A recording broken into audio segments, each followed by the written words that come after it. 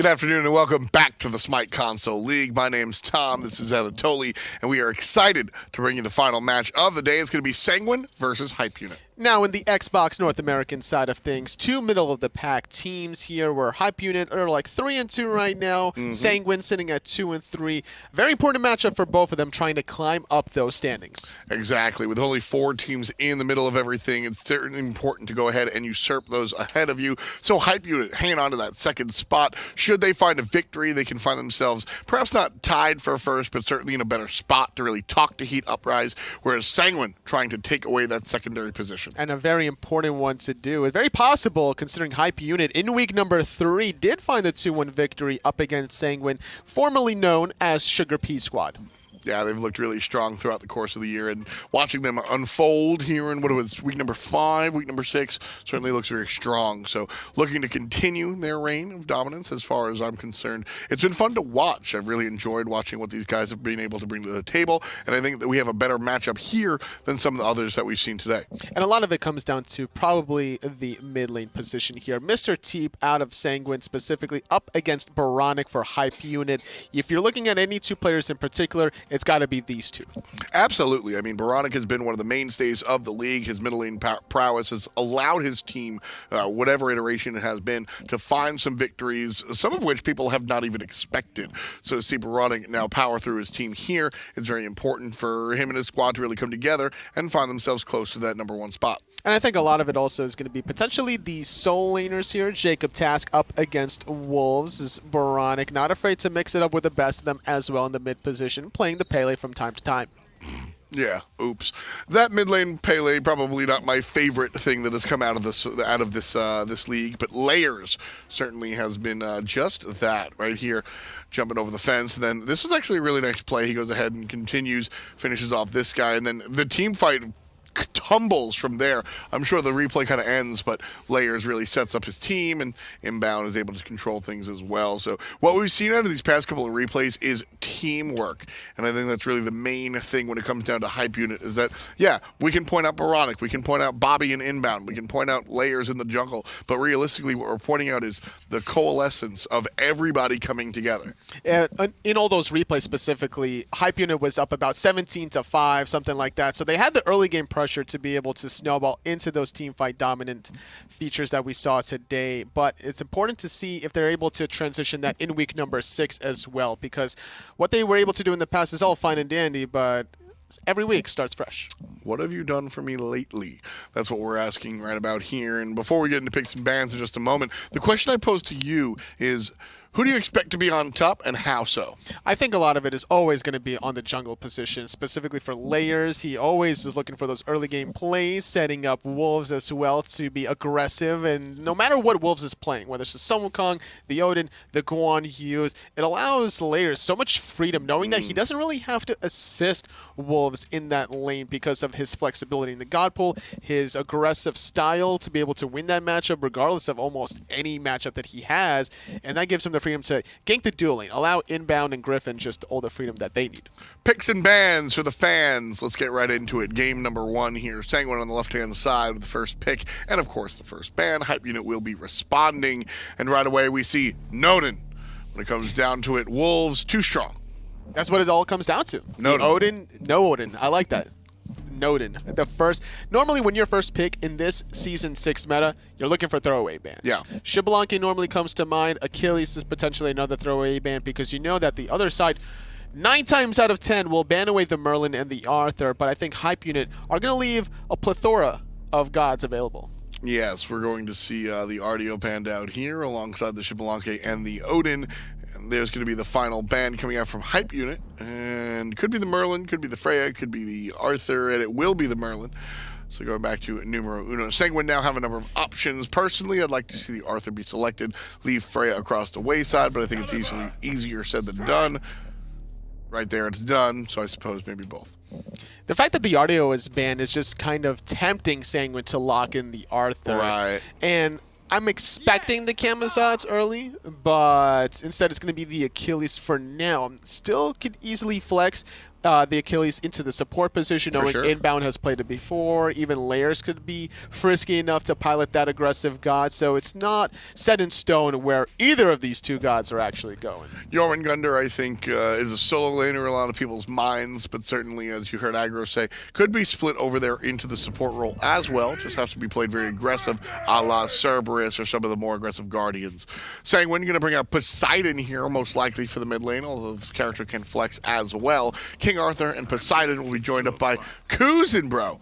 So we'll see how the turtle winds up doing here for Sanguine as their first half of the draft is complete. Normally when you lock in a Kuzenbo before you have your own hunter, it means that you're going to try to be playing some hyper carry hunter. I'm looking at Artemis specifically, maybe Rom. Gods that don't want to deal with those thorns might want to rely on crit a little bit later on in the game, and that could be the idea for Sanguine. Well, Hype Unit looking to pair up their Achilles and Jormungandr with something. A lot of damage already on this draft, and we'll see where it goes beyond that. I'd like to see some control. Hachiman is anything but some straight damage coming out for the carry position. And the attack speed is going to help out the Achilles as well with his passive, being able to go shirtless. He's going to have extra physical power. Those basic attacks really start chunking away. So I like the idea having the Heavenly Banners for the objective control. Jormungandr can easily also chase down the opponents here. You got Mounted Archery. You got the World Serpent here. It's going to be difficult for anyone out of Sanguine to run away from Hype Unit, especially if they add a Giannis to this table. Certainly could be. It'd be a very difficult situation to deal with. Right now, we see the secondary bans coming out, and no Susano here. Sanguine also going to be on the clock at the moment. The option over on the other side, trying to respond to what Hype Unit has. If I'm Sanguine, I want to start banning things with a lot of peel, whether they're Guardian characters or not. Again, unconvinced that Achilles and Jormungandr can't fill that support role. I want to ban out characters that can be in that role, and Guan is a nice look. I think I agree with you, but I'm kind of on the side that Hype Unit doesn't care about playing anything that's peel-worthy. Like maybe Kumakarna if they really want to, but at the end of the day, the way they've been playing the past couple of weeks have been nothing but aggressive. So if anything, I'm more worried about their aggressive support options. Maybe Erlang Shen could be an issue. Naja is still available. The Fenrir is also a viable case. The Freya ban. But yeah. I like that Freya ban here. Hype Unit keeping their eyes to the prize and making sure to keep the girl out of the skies. Sanguine now on the clock here. Fourth ban coming their way again. I want to look for something a little bit in control, whether that means a Guardian control or even Mage control. There's a number of mages that I'm looking at, Agni, Isis, Giannis, that can enable characters in ways that other characters can't. Straight burst mage I'm a little bit less afraid of, so we'll see where Sanguine opts to go here with the ban, and it will be the Nox, a control-oriented mage, as I was saying. And normally you're looking for the Nox specifically, like the Isis, like you also mentioned. If you're worried about Guardians having control and peel, it's the Kumakarnas of the world. But the way Hype Unit is going to be aggressive, in my mind, is with their Discordia. Having that kind of passive, relying on the Achilles to get the top player damage, allowing him to snowball a little bit further, the great control from the Strife. Haven't selected it quite yet, and knowing Baronic on Hype Unit, you never really know what he's going to play. That's accurate. I mean, we've seen some weird stuff come out from these guys in the past. Now in the bank time, players really trying to think it out, and it's going to be the Hell. Now, we saw this piloted in the solo lane by a Final K at the pro level, and 2 matches ago, we saw this banned out as well. We saw the Afro, we saw the Chunga, we saw a lot of attention dealt to the healers. So I think there's something to be said about this healer meta that may or may not be happening in the underbelly of the pro level on console. Sanguine are looking to fight that with the Hunbats. Surprised it wasn't an Odin picked, honestly.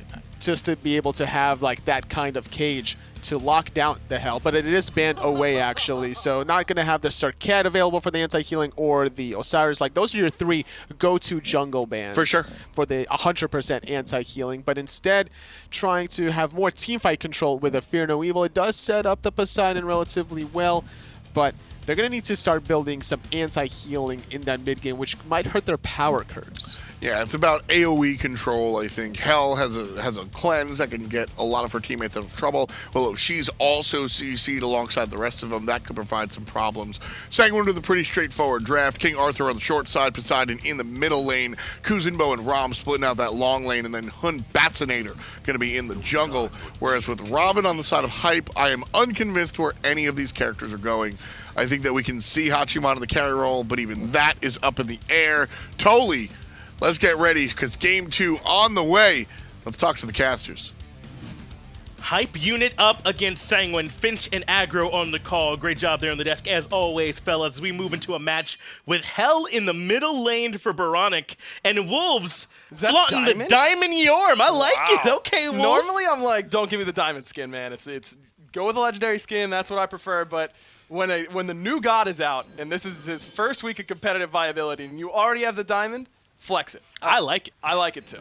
And it's important that he's comfortable with it because he's going into King Arthur, who has been allowed through and does a good job in most matchups. But it's very interesting. He can't obviously be taken out by the ultimate, right? So that is one good matchup, one good thing that favors him in the matchup. He's magical damage, so he can split with layers on this Robin. That's also good. Makes the Glad Shield rush worse. Because he's magical. Yeah, you're right. There are some things that Wolves has going for him in this lane.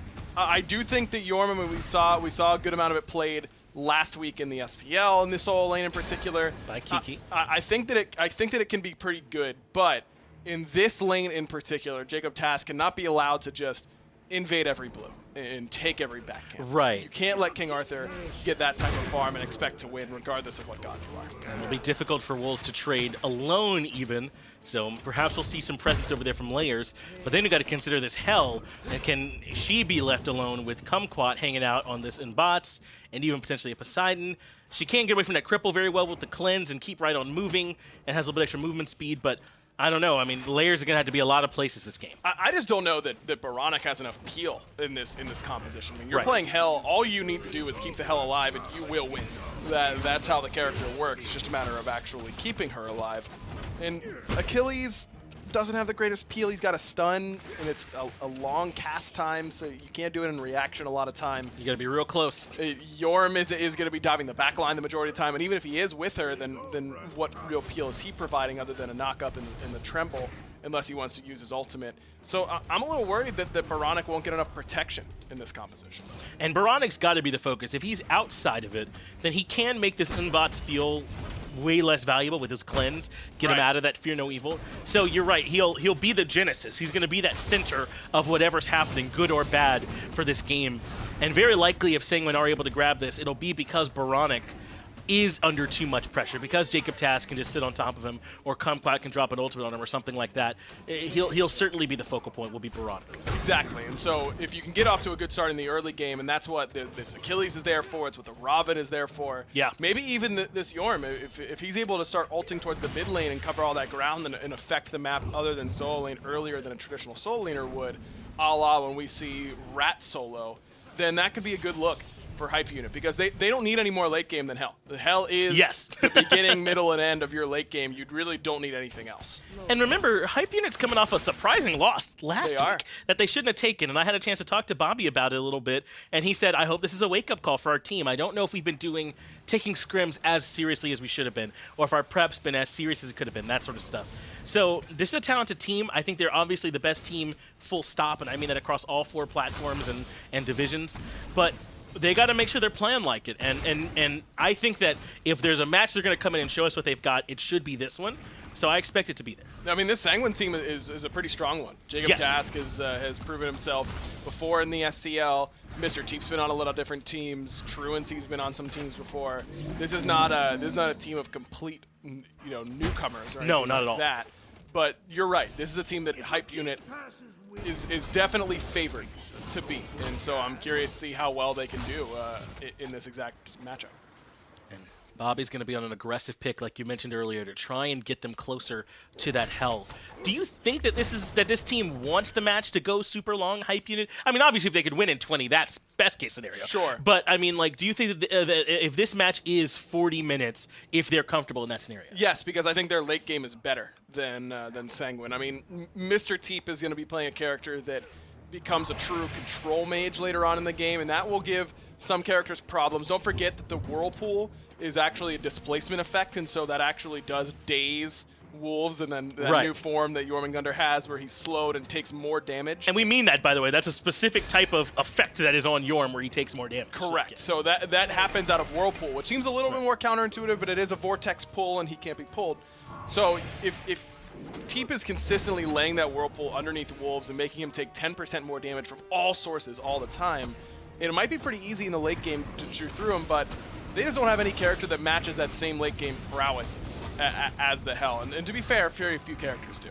Yeah, she can be very strong when she makes it to that point. The Book of Thoth rush from Baronic feels like a greedy start from him, but that accelerates that path we were just talking about for this Hell.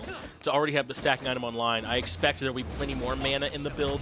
We were talking about some of these mana-based builds earlier, and very likely your pen is the only thing you're doing that isn't going to have mana on it to try and build in this path. What do you want to see from this Hell? Yeah, cooldown boots next for sure. Anytime I'm getting Book of Thoth, I want cooldown boots because the 250 mana translates into extra power. And of course, Baronic needs that CDR. I do think Soul Gem's a pretty good option onto Hell. I wouldn't mind that, but probably need a pen option in the 3rd slot. Spear of Desolation there feels okay. Maybe I would go Soul Gem and then into Obsidian Shard just to try and maximize where my pen is going to be most effective, which is getting the percent pen a little bit later on, but rush a little bit more CDR. Wouldn't hate a Chronos pen in either in that slot. I think that he's got options, but you're right. CDR is definitely going to be a major component of this build. Jacob Task is low on this King Arthur. It's good damage from Wolves, though. It's good he didn't commit. It was Sanguine who were there in the greater numbers. Teep made the rotation, as did Kumquat. You talked earlier about how you like the later game prowess of Hype Unit, and I wonder how well this Poseidon's going to do late. It's a weird switch-off where maybe the Kraken's less valuable because there's just more relics, there's Aegises and Shells and all these things that mitigate it, but Whirlpool and Trident are huge tools. Those autos late game, I mean, that's nothing to scoff at. It's true, and it's a great peel tool for him alone, where, you know, if Wolves is right on top of him, you pop the 2, you're not missing the Trident shots on someone as big as Jormungandr, that's Right. for sure. And you're going to be slowing him consistently as long as you have Gem of Isolation, which I would certainly anticipate being a pickup for Mr. Teep. I would like to see Divine Ruin be the call instead of the usual Spear the Magus here first and foremost. Normally I would say go Spear then Divine, but because you're up against that Hell in the mid lane, it's a little bit harder. Wow, what a deep wraparound from Layers to try and set this kill up. That's a good push from Truancy to limit the damage, but it kept Layers close in terms of position. That last shot off the mark, that spells the end of it. Layers' life is indeed saved. BM Bobby, and I can't call inbound Bobby now because Bobby's actually in this game. So That's inbound true. and Bobby this time. Unfortunately off the mark, that means Layers gets to live. Layers, good aggressive open, but just not enough follow-up damage. Griff and inbound were a little bit too far behind. I want to see Griff hop on that mounted archery right away as soon as they know that BM Bobby's roll is down and then Layers is committing. Try and get in there. Maybe even use the Fatal Strike aggressively just to cover distance for inbound. Doesn't have to be used as just that execute. It can be used for just straight up damage or mobility. Couldn't quite lock him down, so good job surviving, though. Maybe a slight bit of vulnerability there as the beads are down now for Bobby, as well as the ultimate. If Layers does want to come in and give that a round 2, it shouldn't be too hard for him. He has the Talaria boots, which has become such a staple for these junglers. I love when things like this happen, because I don't know if Talaria boots are particularly touched. It's just like a recognition that, hey, movement's not bad and MP5's not bad. No, it really isn't. And I think that to highlight the MP5 is a good call because it does fall a little bit on the wayside when talking about this item a lot of times. The movement speed's phenomenal, don't get me wrong. 25% is an awful lot. Just try and play with it and then sell it for an elixir of speed later on where you get 18% and you feel like a slug moving around the map. But then MP5 as well lets you stay on the map a lot longer. Layers is going to be using his crowd control as a big part of why he's killing you, not necessarily his outright damage. I think that Talaria is totally fine on both Hunbats and Robin, but for different reasons. Hunbats, I like it because it provides MP5, which he needs a little bit in the early game, and Layers because the extra movement speed lets him close the gap where he doesn't have the blink. And if Layers is bursting you a little bit less, and that fight's got to go on a little bit longer, I don't think Hype Unit with a Hell is going to mind too much, right? They're already the team that's happy to stick around in these engagements and sustain through them and make it through these big burst ultimates, right? Like once Kraken's down and Fear No Evil's down, this is a very different Sanguine that's fighting you all of a sudden, and Hype Unit are okay with that. Yes, exactly. And once you have those on cooldown, your fight becomes a lot easier. And look, no, you're not going to be lacking for damage even in the early game in the mid 2v2 with a Hell. No one ever goes, man, Hell, I would play her. She just doesn't do enough damage. I mean, that's never the complaint with this character. She swings, man. She does quite a bit. It's just, can you get it off safely is usually the biggest question mark.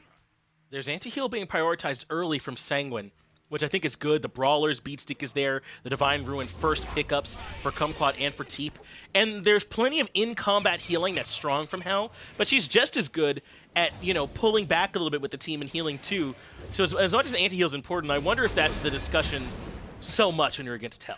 Yeah, I think that you need to be able to burst her, and maybe Sure. you could make the argument that going through the Magus lets you actually one-shot her with the Whirlpool and the Kraken, whereas with anti-heal, she gets a chance to get a heal off at all, which is innately more healing. I don't buy it. I think that rushing Divine and Brawlers is the absolute right call for Teep and Kumquat, and now you get to build into your more power-centric items. Right. You know, Hydra's Lament for Kumquat would be great. Mr. Teep could go Gem of Isolation in this spot. You've got options from here, but I say it all the time when it comes to anti-heal. By the time you need it, it's too late. You've already probably lost, so you need to get it before you actually need it, which is in the first item slot in this instance. And they've got it already. Moving over to the solo lane, I wonder if we've seen enough over here on this side of the map. Right now, Wolves is a little bit ahead experience-wise. Actually, a good bit ahead. I was going to say about a level, but he's level 12, whereas Jacob Task is only just now crossing over to level 11, so that's a nice solid lead for Wolves. Should there be more pressure from either one of these junglers over here, maybe to bully this Yorm or to try and slow down Task? I don't. It's tough to say because there's a lot that you have to keep in mind when you're ganking something like Jormungandr, is that he can just channel that ultimate and immediately That's a good end up point. getting out of danger. He's a hard character to gank. Probably one of the harder characters to gank, I imagine, as long as he's not poked out beforehand. That's the only way you kill him, is if you catch him during that channel time of the World Serpent. But that's just not going to happen with how aggressively Wolves have been able to play in this lane. Jacob Task has just not been able to put out relevant damage on him quite yet. There was a bit of a skirmish in the middle lane. The ultimate come out from Slice Kumquat in exchange for the beads of inbound, and I think that that's a good trade for Kumquat every single time. That bead's just going to be a longer cooldown. I do want to ask you, I think that Wolves is the only person that's done this correctly. Everyone else has beads way over here on the other side, right? And that's in the wrong spot, right? Like on the Oh my God, you're second right. relic selection slot. What are they doing? What are they doing? That's disgusting. Wait, maybe Wolves has it in the wrong spot. Maybe so, right? Because they are flipped. I'm not 100%. Yeah, it's Wolves who has it in the wrong spot. Yeah, Wolves, come on, guy. Yeah, I want to make sure we're being the right Look, person. at least he doesn't have his relic first and then his item. That is Maximum truly tilt, yeah. evil. Yeah, we don't mess with that around here. I mean, it's what it is it's bad juju for your team and guaranteeing a loss. every single time. Agreed. You are a bad human if you put your item then your relic.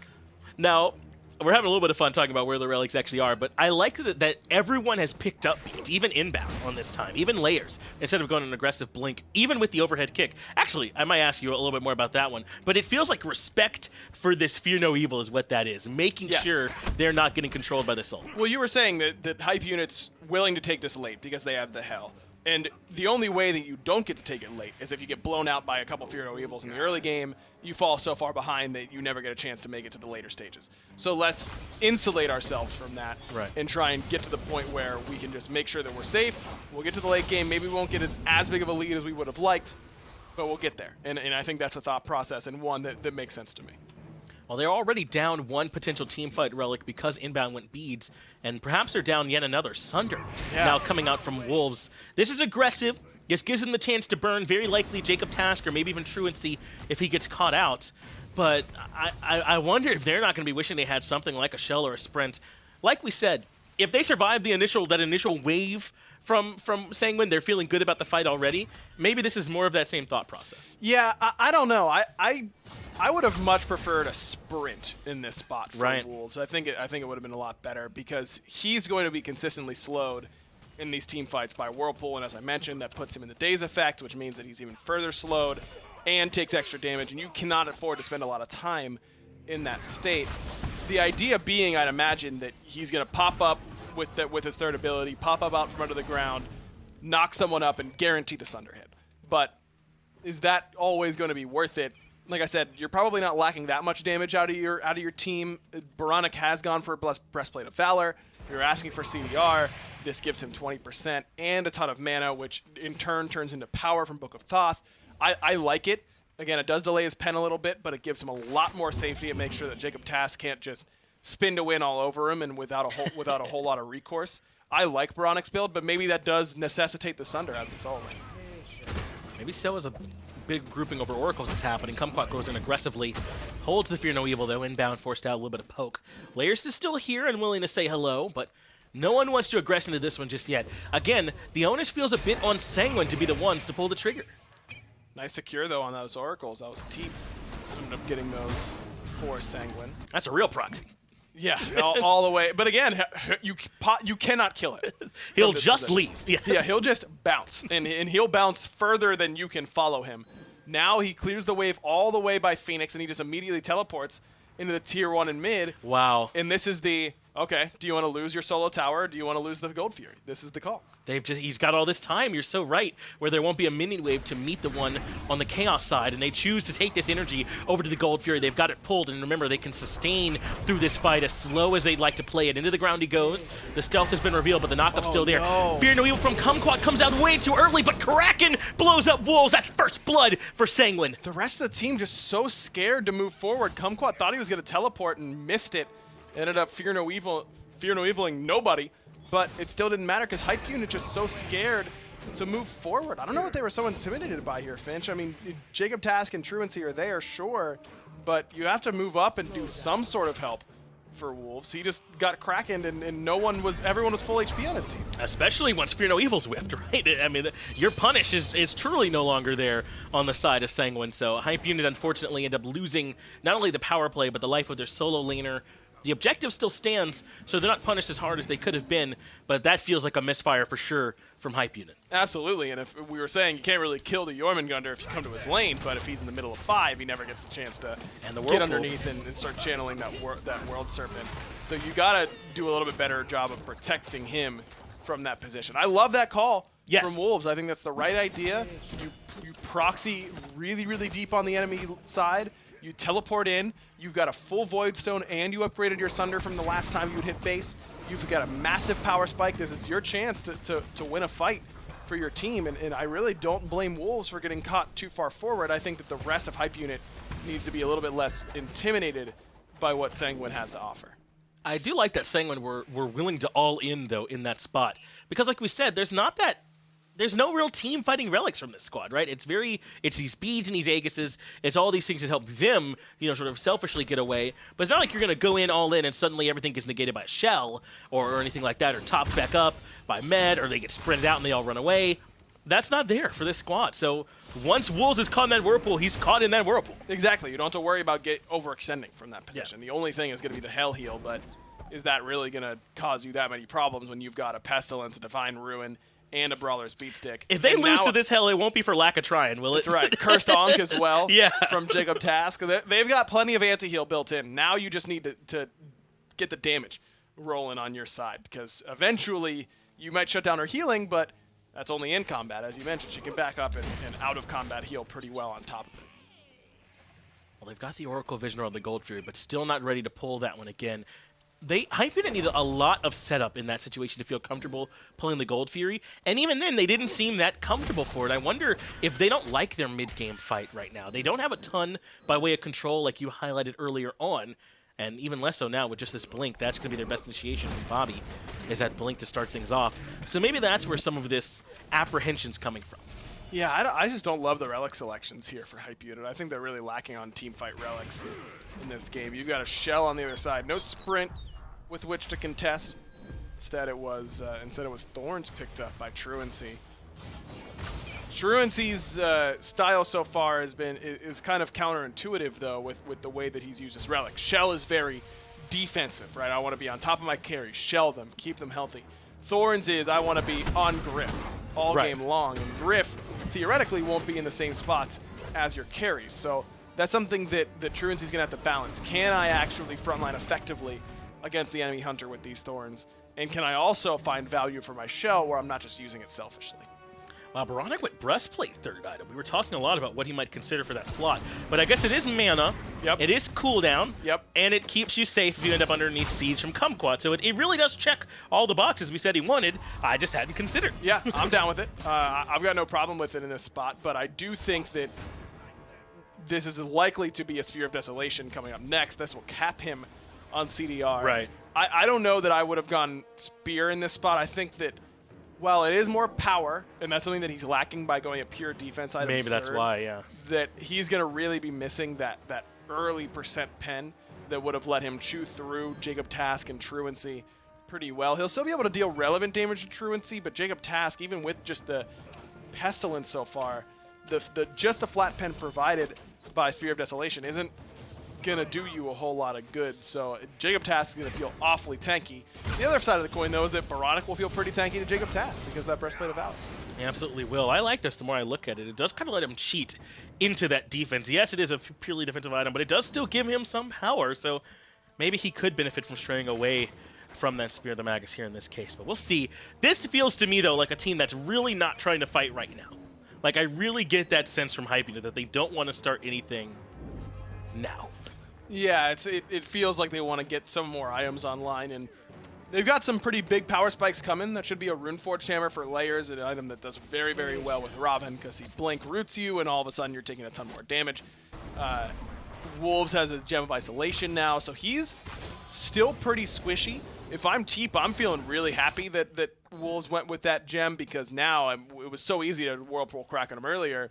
He's not gotten a lot tankier to me, and I've picked up a Spear of the Magus since then. Right. So I've got a really good opportunity to blow him up quickly from that position, especially once I get Gem of Isolation. So Teep's probably feeling pretty good in this spot. If I'm Sanguine, I agree with you. I feel that Hype Unit doesn't really want to fight, and so that makes me naturally want to fight. Exactly. So they've been so hesitant this game. I know there's only one kill, and sometimes that can be deceiving, the kill count.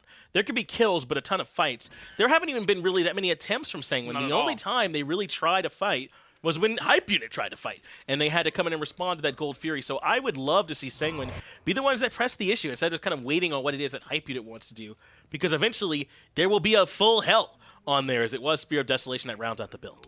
Yeah, I don't know how close Teep is with this golden hand to picking up a Gem of Isolation. Not very close at all. He's still got, well, I guess not that far away. He needs about 500 to 600 more gold to back and get a full suite of sentries. So that's 2.5, 3 waves, depending on how many jungle camps he takes during that time. Once that happens, I'm looking to fight, but a lot of the soon-to-be-completed items on the other side for Hype Unit, the Runeforged Hammer, the Spear of Desolation, those are already done. But I agree with you. I think that I'm looking to fight really soon if I'm Sanguine. Like I said, Teep's doing a lot of damage to Wolves and inbound at this point. This is where you want to fight. Don't let them get to that point where they're too tanky. I do like the build inbound's gone, though. He went the Gauntlet of Thebes into the Sovereignty, which does at least do some aura, something for the team to make up for the fact that these relics aren't so team fighting. Maybe that's sort of the idea that mitigates a little bit of what they'd be missing. As the Sentry battle over the Gold Fury rages on, Hype Unit don't want that snuck away from them.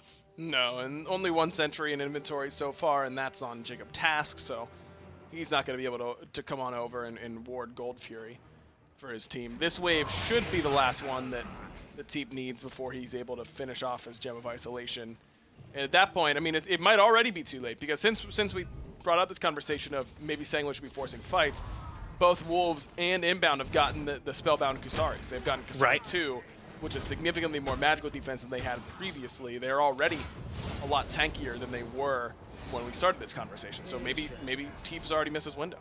Well, it's Hype Unit who's aggressing to steal the purple buff. Truancy can't do much about it, and so they watch Hype Unit walk away. Veronic's nearby as well. A little bit on his lonesome on top of a ward, but again, Sanguine are so far back, there's no way to capitalize on this one.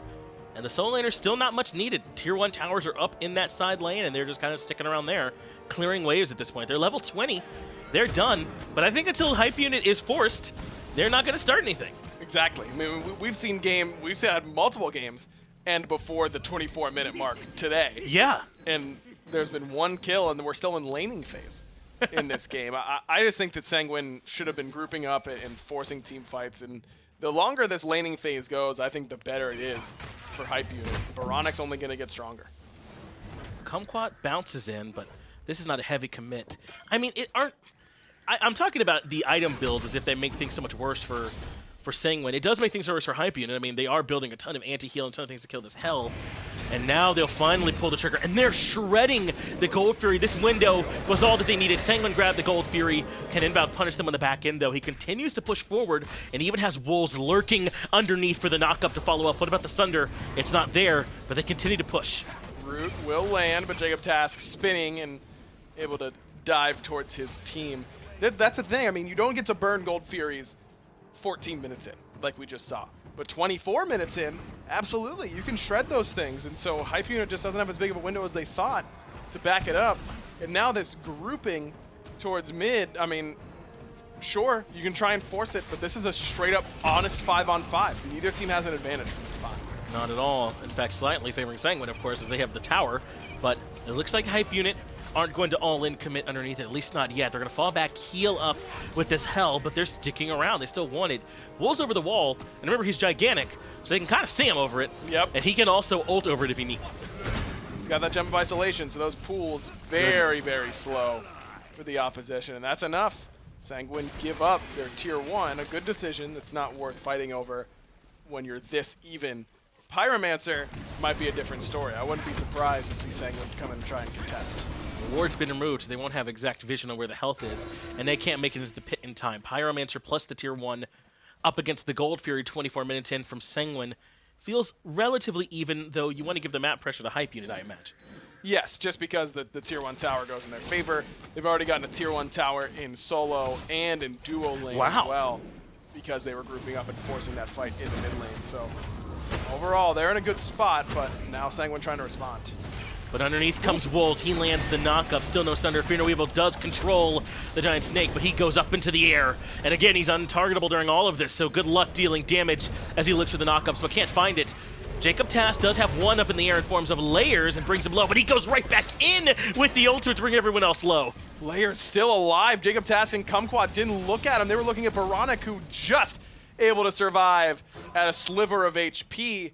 And this is where I think I'm pulling fire if I'm Hype Unit. That's exactly where they're heading. You've got the hell. What are they supposed to do to contest you? The best thing that could happen now for Sanguine is that Kumquat realizes this and Jacob Task uses his upgraded teleport and gets in to contest, but doesn't seem like that's happening. Jacob Task actually held on to the cursed Ankh during that fight as well, surprisingly. Yeah, it feels as if Sanguine really were half in on that fight as Fire Giant's low. Kumquat has to be careful. He has no relic with which to contest. So now that he's jumped in, his life is forfeit. Fire Giant down for Hype Unit 26 minutes in. So the very first one of the game will be the enhanced one as we've crossed over that threshold. And Sanguine waiting until it was too late. Exactly. You called it. Eventually they will have hell, and you will lose because of it. And that's what happens to Sanguine. It's an even fight, and anytime an even fight happens and one team is a healer and the other doesn't, it is no longer even. It is very clearly in the side that has the healer. And it's good patience from Hype Unit. I like the way they played that one. You just keep Baronic alive, and everything will be A-okay.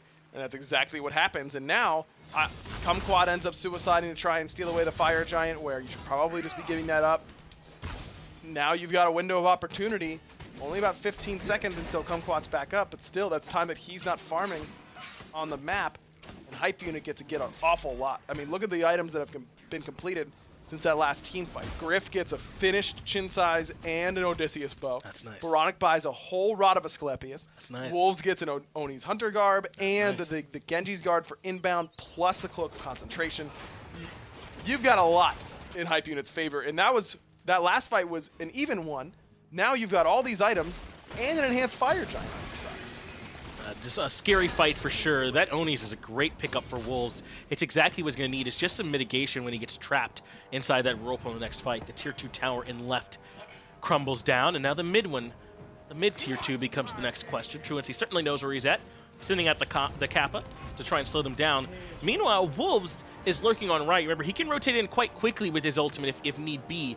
So he's always fine to be a little bit away from the team. Yeah, I like this. It's, again, a lot like Rat Solo in my mind, where you can affect the map pretty easily, but much more as the tanky guy instead of the guy who's going to do all the damage for you. Well, in comes the Fear No Evil. Griff is the target. Beads do come out from him eventually, but not before he pays for half HP. Inbound tries to front line, but Jacob Task, as he is wont to do, spins around and does quite a bit of damage on his own. Kumquat has to leave half HP.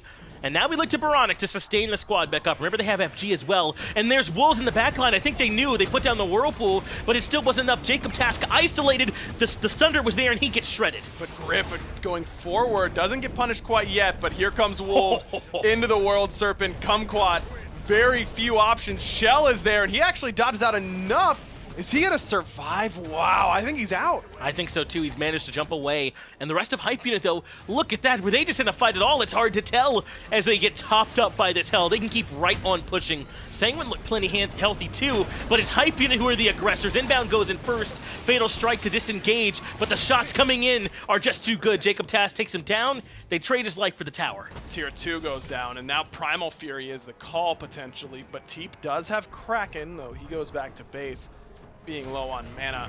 Tier 2 and a Primal Fury for your support, not too bad. Probably a little bit too far forward there for inbound, but overall Hype Unit keeps it pretty clean.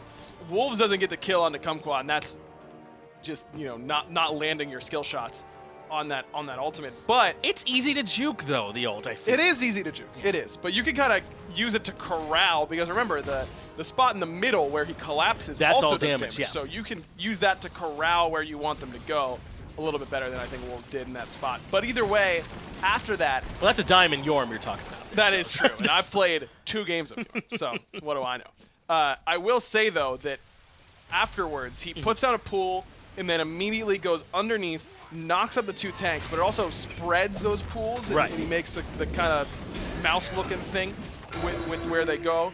But that all that area is affected by the Gem of Isolation, and so he effectively cut off the entire back end of that tower really nicely with that extra pools that he creates by using the 3. And that's part of the kit that I think has been underutilized so far in the Jormungandr gameplay that I've seen, and that was impressive from Wolves, even if he did drop the kill before that. So can't quite clean it up, but everything else on the map gets cleaned up. The Tier 2 tower still remains in the short lane, with all 3 Phoenixes looking healthy as well, but everything else has Hype Unit's name on it. That's netted them about a 4,000 or so gold lead to their favor, even closer to 5,000 at this point in the game. And we saw the strategy kind of come to fruition, right? Wolves was able to loop around underneath. He got the knock up. The Sunder came through. There was a ton of damage. Everyone was slowed and separated. And the Hell, all the while, keeping this team healthy and ready to fight.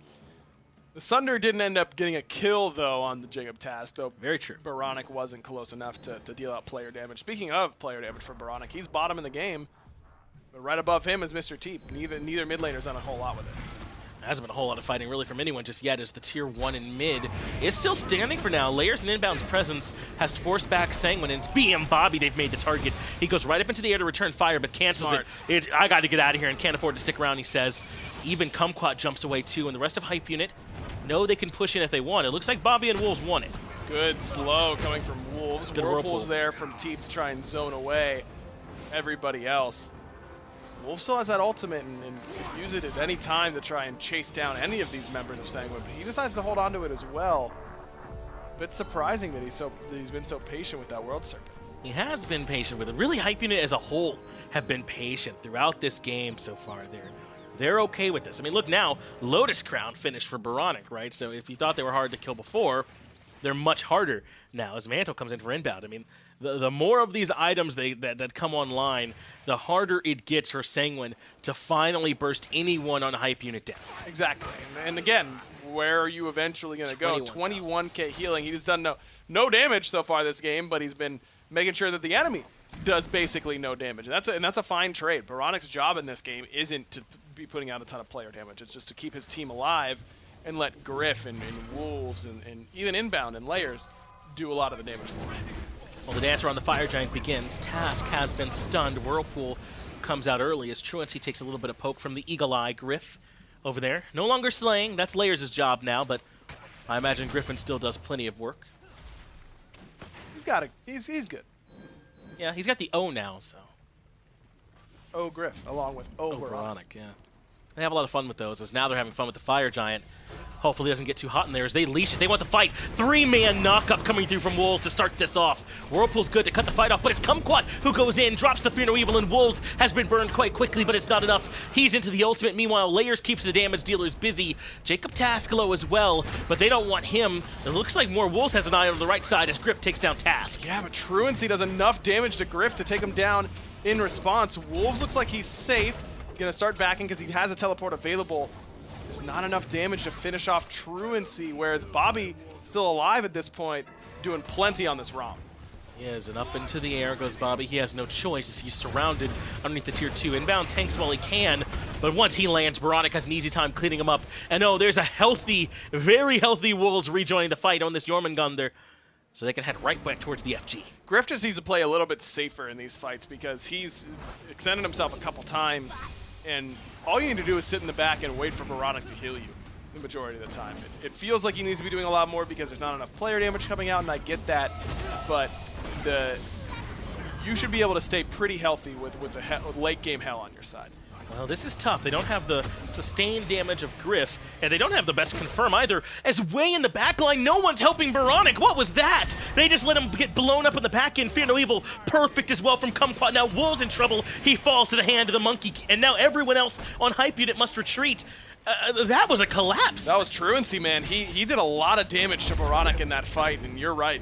Just no peel whatsoever. I think Truancy actually pushed Baronic along the Fire Giant line and used the PvE element to his advantage. And now I think Sanguine's going to be able to get this Fire Giant. I don't know if Griff's going to make it here in time. Maybe if he gets up onto the horse, but I don't think that he will. This Fire Giant confirmed by the Kraken, and Sanguine grabbed the second one here of the game. Griff has some good shots, but that is too little, too late. Hype Unit, after losing Griff, didn't have the damage on the objective, and they didn't have the peel to keep Baronic alive, and they lose it. That's what I was worried about with this composition, man, from the very beginning, is who's going to help out this hell whenever it becomes time to turn and help. And then you exasperate that by the relic selections in the Blink and the Sunder. Even if you can't see, you can drop a shell and they circle around you, right? So I don't know. Yeah, I agree with you. And so now it's Sanguine who might have the advantage in this game. This Oni Fury's not going to do a whole lot for Hype Unit because Sanguine can easily spread out with this Fire Giant and take down these waves as they're pushing. I do like that Hype Unit's getting this Oni Fury because it makes Sanguine's push worse. You're not inconveniencing them too much, but at the same time, you're making sure that their push isn't that much stronger. Well, how's the defensive Hype Unit? They have the sustain to match that of the Fire Giant, which is a big deal in of itself, but Held also doesn't have the safe ranged clear of maybe like a Kukulkan or something like that, who's easy on those defenses because they can clear the way from afar. I guess it's going to be Wolves who's clearing the majority of the time, right? I mean, yeah, maybe so. That first ability has such insane range. You can shoot that from what feels like 1,000,000 miles away. Oh no, they want to defend on the tier 2 tower. They had a ward there, so I think they know, but the knockup lands anyway. Teep forced to Aegis very early on in this fight. He gets knocked up as well. But what about Layers? He's in trouble. He jumps away, but Teep's already fallen to Wolves' damage. Fear No Evil comes out as well and does bring Griff down to half HP, but this Jormungandr isn't letting anybody into range. That was all Wolves, man. Great initiation by him, but good communication alongside Layers and inbound to blink in at that exact same time, but he ruins Teep in that fight. Nothing Teep can do. How do you hit the Yorm? You can't. That's right. You just have to hold that as he's world serpenting on your team fight. What an impressive fight there from Hype Unit. And that's something that I wish teams would do a little bit more often, is not give up all those tier 2 towers for free. That can so often close any gap you've built up or create the gap when they get that gold, and a nice, easy team fight. And now that Oni Fury that they got earlier on actually comes into play, because I believe that right side wave is an Oni wave that's pushing the tier 2. So that'll get the tier 2 basically by itself as long as Hype Unit is here and just making it inconvenient for Sanguine to go over and clear it. I think Layers recognized exactly that. That's why he's over here to help that wave and keep it healthy, as it's just one more threat that Sanguine have to think about. So that's the tier 2 and right that falls down for free. A little bit extra gold goes Hype Unit's way as well, and the map opened up a bit more. But Sanguine won't lose too much more. Remember, they were the ones that got the last FG, so them being on defense is a bit hard to believe, but it all came off that amazing stop that Hype Unit got on the tier 2 and long. And they still have 4 members that have the Fire Giant, and it's for at least a little bit longer. So that's why we don't see Hype Unit go for a Phoenix or anything like that. Yes, they have a 5-on-4, and they have the Oni wave on the right-hand side, but still 4 members with Enhanced Fire Giant, something that you need to respect, especially with Purification Beads down for inbound. That's an easy Fear No Evil kill from this position. Surprised he doesn't have a Spirit Robe that does shut down the one-shot potential of Fear No Evil pretty well. Maybe he'll sell, whenever he sells his boots and picks up that Elixir of Speed, that'll be his decision. Well, after all that hubbub on the tier 2 and left-hand side last time, Sanguine able to come grab it unceremoniously as they traded out for the Pyromancer on the right-hand side. If Hype Unit do end up needing to take it back, buy some items real quick, they'll have a speedy trip back to the fight to show some defense. But they might lose this mid tower as well. Hype Unit all this of a is sudden gone. no longer want to fight. I'm surprised that Hype Unit didn't just keep pushing right. You got a wave there. Instead, they tried back to defend. Layer's going to blink in, get the beads out from BM Bobby, and Wolves just barely gets into his World Serpent in time. Is forced into it right away. BM Bobby certainly swinging. I think he was dazed as well at that point, so extra damage coming Wolves' way. You can tell there's almost that red pulse along the top of him to sort of give it away. They didn't get the tier 2 yet, but they've got a chance. Wolves has had now a very aggressive build. He's got a Spear of Desolation alongside his Soul Reaver already. Whoa. He sold his Breastplate of Valor for a Mantle of Discord instead. He's really going for the damage. He's just barely tanky at this point, but the damage has absolutely come through. He's up at the top of those damage charts right now. But this further exacerbates a weakness they already had, which is that they were never particularly tanky as a composition. They're relying so much on this hell healing more so than being initially tanky in the first place.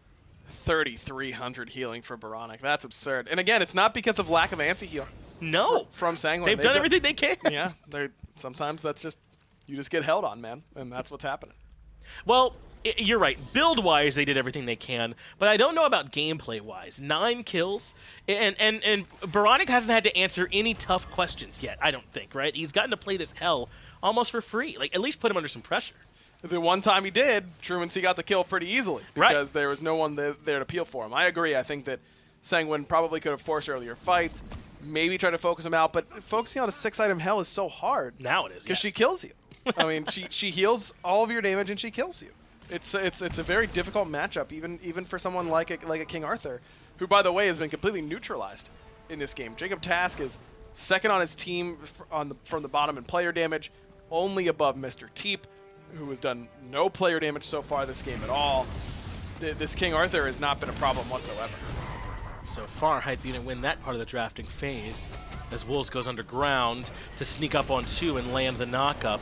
But the immediate follow-up from Kumquat's great. The Fear No Evil gets everybody in since 2 packing. Already Griff incredibly low, so is Baronic. But Wolves wants to keep going. Remember, he built damage, so he's happy to stick around. And then he can just leave when he's ready to go. Hype Unit fall back, sustain up, and try and fight again. Exactly, and now that Fear No Evil's down and Cursed Ankha's down, this is a much easier fight for Hype Unit to potentially take. Inbound, the initial target, Kumquat got good damage in, but it's still just not enough. Baronic full health all of a sudden. Inbound getting topped off as well, and suddenly Sanguine in some trouble. No beads or Aegis there for Mr. Teep either. He's got to be perfect with his positioning. Jacob Task has the ultimate. Kraken waiting for inbound, but he still has Fatal Strike, so he's okay for the moment. BM Bobby up in the sky trying to find the snipes, but now he's realized that his whole posse is left. And Griff hit everybody with that mounted archery except for Bobby, so that's huge damage coming out from the Hotchman and sends them running. And all of a sudden, Sanguine Esports are looking around going, man, where's our hell? We should certainly use some healing too. Wolves rejoins the fray full HP, and this Fire Giant looks pretty good to me. No way that Jacob Task gets in here and steals this, right? I mean, he's the only one even close. At least momentarily, but I don't think there's been a lot of Primal Furies yet for Hype Unit. Yeah, they back up because the rest of the team is coming, and most importantly, Kumquat with ult is coming. Right. And neither Griff nor Baronic has beads. And one thing I will say is that Baronic's been far too grouped with the rest of his team, and I think that's because of the lack of peel on this draft, that he feels like he needs to be close to everyone so that they can actually help him. But he cannot be getting hit by the same Fear No Evil that Griff is. He needs to be the reliable cleanse so that Griff can hold on to beats. Fire Giant low, but Sanguine not fully committed onto this one just yet. Now they're going to keep things going as Wolves is the one that gets captured. He's forced into the World Serpent right away and immediately uses it for the knockup, though FG still being considered by Sanguine in the background. Now finally Wolves makes his way back to rejoin the squad, but no one from Hype Unit are near. Not quite yet. Fire Giant must have been just leashed at this point. No, they still, yeah, they let it go. They were doing it pretty quickly. I'm pretty sure that Sanguine's had a Primal Fury under their belt. They looked like they were doing plenty of damage. And that's the one thing that I'm worried about with Hype Unit around this FG. If it is contested, they don't have that much confirm damage on the actual objective. Even Jacob Tass nearby could throw his hat in the ring and have a relatively decent chance at sniping that one away, even though that repulse could do some good damage to try and help out from Baronic. It's not as much as you'd expect from maybe like a Kraken. Kraken is the best secure, without a doubt. But Mr. Teep has a lot on his shoulders if that's the case. Blink in, Bobby and Teep both Big low. damage. Teep uses both relics actually just to get away from Fire Giant alone. That's huge, just the presence there from Layers, and like you said, the Fire Giant certainly didn't make things any easier. And now all of a sudden, Hype Unit, despite being the ones with the hell, are having some trouble actually securing the objective themselves. Like you said, they aren't able to burn it quickly enough. There's a Magai's clip there for Griff after he sold those boots. So he's got some extra sustain to help him out, or not sustain, but extra protections to help him out, but I don't know if even that's enough. Just doesn't want to have to use purification beads every time Kumquat blinks in. There's not enough damage so far from Hype Unit, and that's saying that with Wolves going primarily damage in the build. It's not going to be enough on Fire Giant, that's for sure, as Sanguine re-aggress to try and stop them from grabbing this objective for free. Nice job shredding a little bit of those protections, but this is not a full-on commit from Sanguine or from Hype Unit. This is still a poke trade. At this point, I think you're feeling good if you're Sanguine. They've got the blink back up and the ultimate for Kumquat, but beads have returned for everyone on Hype Unit. They're upgraded for what it's worth, so it's even shorter cooldown. Layers actually Wow. uses the beads. Really worried about that sumo slam coming from Truancy, but look at the damage on a Kumquat, and here comes Wolves. Whirlpool's there, and Wolves comes over the top, but it's inbound who's isolated. The knockup, though, is huge to prevent the follow-up. Fear No Evil comes out. That might have been a little bit premature, and all of a sudden, Truancy is quite low. Wolves is the one that finds him first. Man, Archery slows just about everyone. Now, Mr. Teep stuck in a bad part of town. A double comes out for Wolves as Hype Unit surge forward. Man, this Jormungandr is wreaking havoc right now. It's too much. On the Sanguine. They just don't have an answer for him quite yet. Wolves I don't know if there is one. I don't know. Yeah, I don't know what they're supposed to do to peel him. I will say that the fact that Teep is against a composition that has this much magic defense, at least for inbound, if they're going to be committing Kraken onto inbound, you need Obsidian Shard, man. Right. Demonic Grip just does not get it done in these late game team fights. Hype Unit now threatening the right side Phoenix, and Sanguine still have 3 to try and defend, but look at the presence from Wolves, forcing everybody back. Layers low as well, so immediately BM Bobby looks for the shots, but it's too late. Right side Phoenix already down. Layers just barely clings to life on the back side, and that's all that it takes, so now the hell can start sustaining. Right side Phoenix down, and now it should be a Fire Giant for Hype Unit, but Truancy's up in 20, and it seemed to be taking him a while last time as well. I think there's a small chance that Sanguine go in and just try and contest from this position, especially with the blink ult up for Kumquat. They know beads are down on Baronic. It looks like it's Jacob Task by himself so far. Well, they know the burn's not particularly there for Might Be Neither, but this is bad if you allow them to disengage and take a 1v4 fight. Jacob Task takes quite a bit of damage. Kumquat comes in with the Fear No Evil, but does not hit the critical targets. Griffin, Baronic remain A-OK on the backline, and just like that, Hype Unit can fall back. But this is fine. The Hype Unit's not getting Fire Giant. That's true. At this position. Inbound gets his back stopped by Jacob Task. Baronic should just be healing him up, but already Sanguine's two picks they had to worry about are back on the map. Jacob Task has to be careful. Big stun comes out from him, but look how tremendously he's been slowed. Kraken doesn't really find much at all, and now all of a sudden Sanguine have quite a few low HP bars, and they've lost their biggest cooldowns. Hype Unit have little to fear if they want to keep surging. Those are the beads from Mr. Teep as well. Needs him. The slow, strong from Baronic. Jacob Task goes down for Griff. And Hype Unit look like they might just try and walk in and end from this position? Maybe. Okay, I was gonna say I don't like that call, but ultimates were down. Instead, they'll go to Fire Giant and actually get one this time Hopefully. around. I'd assume. Yeah, no one's coming in. Do the objective this time. Well, but like I was saying, right? This Sanguine team is immediately less scary when there's no Fear No Evil, when there's no Kraken. Right. And as soon as the Kraken versus Teep was off the mark and the Fear No Evil was expended, Hype Unit just kind of surged forward, and they force your beads with their slows, and they force your this with their damage, and suddenly you can't keep up with it. They can keep surging forward like a murder ball. They were clumped like a 5-man unit through all those choke points, and there wasn't any response from Sanguine. Yeah, the Krakens from Teep have been non-existent so far this game. And I don't reflected think in the damage.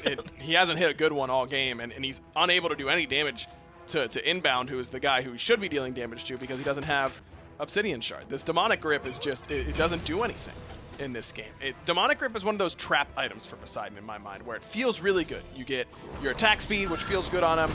Yeah, I'll use my 2 and get those stacks on him, and now I'm attacking them on 2 fronts with Spear of the Magus and with Demonic Grip.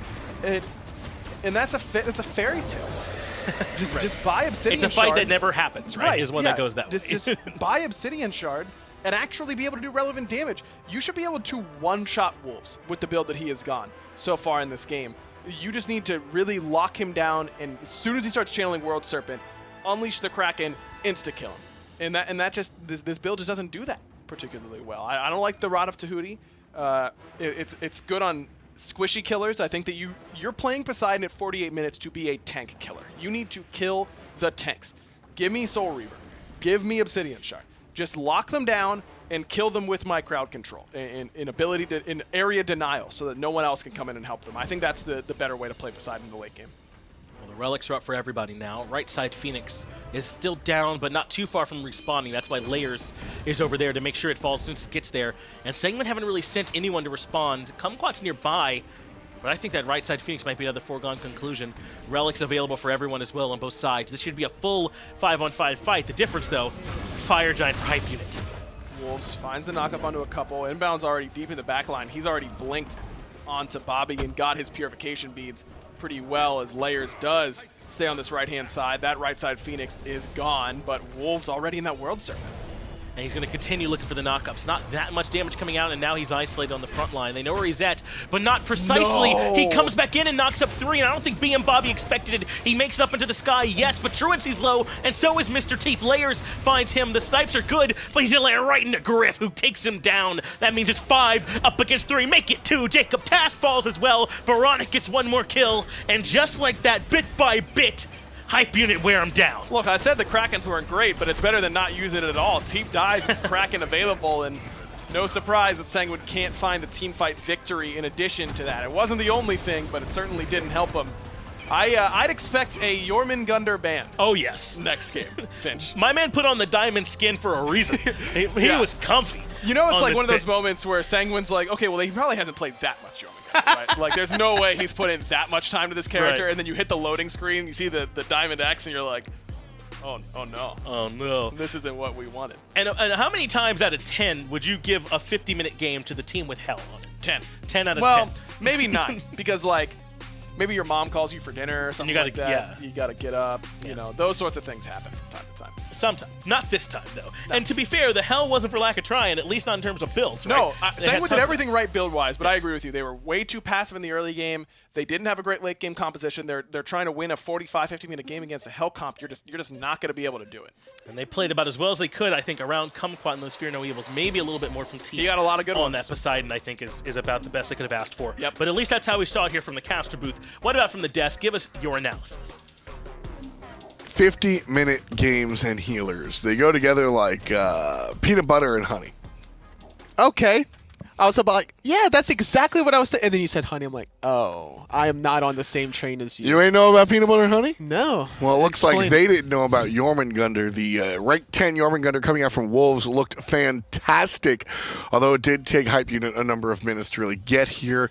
They finally got here, and game number 1 winds up in their corner. Styling and flexing on him with a diamond skin. I love it out of Wolves. Utility style Jormungandr with a gem of isolation, allowing Baronic on the Hell just the space that he needed. Normally it's the Hells that go for the gem of isolation because you have such a low cooldown in all your abilities, but instead it was actually Wolves creating that space with that gem of isolation. Beautiful way of executing it in the late game. Like the way it all worked out here, Hell was able to provide the healing that his team needed, and then, of course, Jormungandr just did a whole bunch of this. And like, despite dying first for Wolves around the 15-minute mark, he still was so just an absolute monster. A lot of it also came down to the fact that Sanguine didn't have the damage necessary to really deal with Wolves. A lot of it came down to Teeps' build. You hear aggro on the cast saying it, but there was no Obsidian Shard for this Poseidon. He tried to go a little bit too much of everything. The Spear of Magus, the Demonic Grip, the Gem of Isolation. It was like very utility based. And don't forget, he had to go Divine Ruin as well to have all this kind of utility and keep the healing in check. For sure. A lot of power coming out from Baronic. 3-1 and 7 for him on the Hell. And, of course, look at... Is that a... not kidding. Can I get a confirmation? 69,000 healing. Is that accurate? Is that an Nice. accurate number? Oh, my God. 70,000 healing coming out from Baronic. No, Just it's 69,000. nice. How do you... Well, it's a 50-minute game, to be fair. That's Well, still an absurd amount of damage. If you think about it, a lot of the abilities from Sanguine have a lot of AoE damage. You got Kuzenbo, Watery Grave, Hunbats, Arthur, Poseidon. They're doing AoE damage. So that just escalates the numbers coming out of Baronic. A single death and almost 70,000 points of healing. That is... It's good. It's good. think we're still not going to see a Hell Bando out of that game. I think that if I'm looking at this game, I'm not Yorm. looking at the Hell. It might be more of the Yorm. I would assume that would be an absolute issue. Dealing with a World Serpent, being able to just kind of, dive in anywhere What's that he he do, wants Troy? to. Just like diving in. It's like, Diving in. yeah. One of these. Yeah, he's just about to dive in. There it is.